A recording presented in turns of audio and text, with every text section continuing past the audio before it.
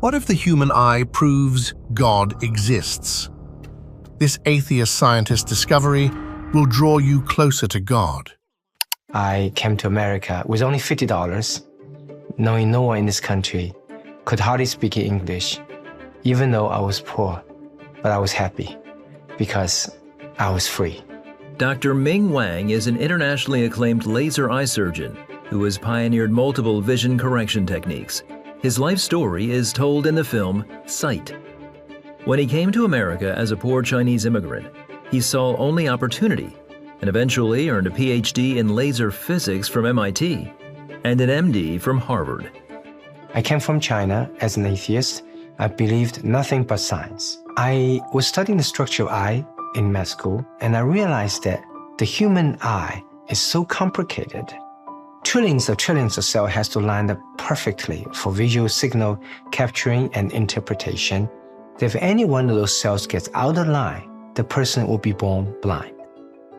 So I had a big problem, and the atheist me at the time, that how could so many cells form in such a short period of time out of randomness? So I kept on asking a professor, and he said, Ming, what's a cross street?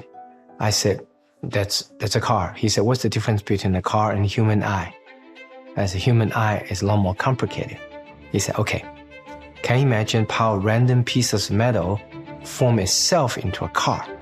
I said, no way. And he said, how about human eye? So right there, he opened a window in my life, making me realize that it was formed with a specific purpose for vision. So there's a designer, a creator behind that. And I start with my journey believing first there's a creator, there's a God, and later on, more specifically, the God is in the form of Jesus Christ. And Christ has died for our sin so that we could have a chance for eternity. Dr. Wang began his career at Vanderbilt University in Nashville, Tennessee. Years later, he started the Wang Vision Institute, establishing a foundation to restore sight for orphans from around the world. So far, I have done 55,000 laser vision corrections, including on over 4,000 doctors.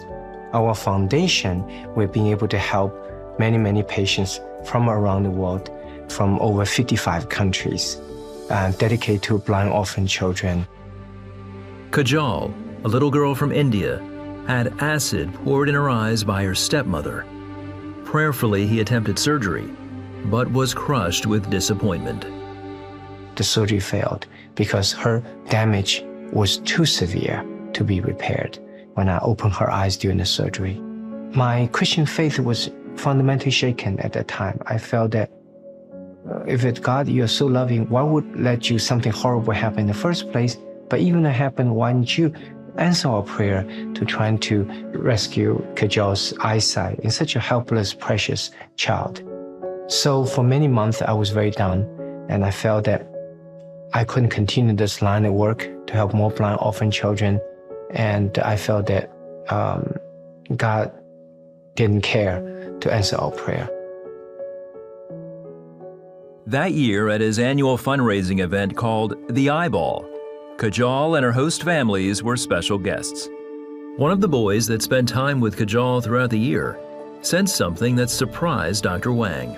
The boy turned around, talked to his father behind him, said, Dad, I'm okay. I don't need an iPod anymore. So standing on the side with Kajal on my side, I was looking at the boy.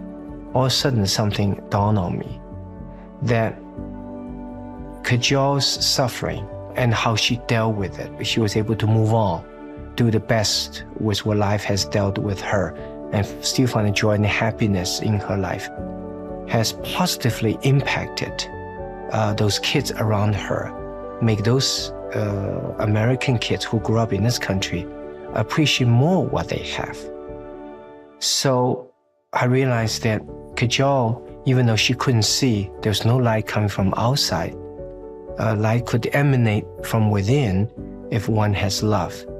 So I've come to realize that as a Christian, the ultimate test of the strength of our faith is not when we pray something, God immediately give us what we pray for. It's when we pray something, God seemingly did not answer the prayer and give us what we want. Can we still maintain faith and the confidence in him, believing that he will answer, but in his way, at his time. Today, Dr. Wang continues to help orphans regain their vision. His autobiography, From Darkness to Sight, is now a major motion picture. He hopes his journey will help others start theirs. Seeing the film Sight will make the young people in America realize today they do not have to choose between science or faith. They can choose science and faith. So by making a case to the young people, many of them are rapidly leaving churches, that science and faith to work together in this very rapidly developing scientific era. We have the best chance to bring those young people back to church. A man who once believed only in science found faith.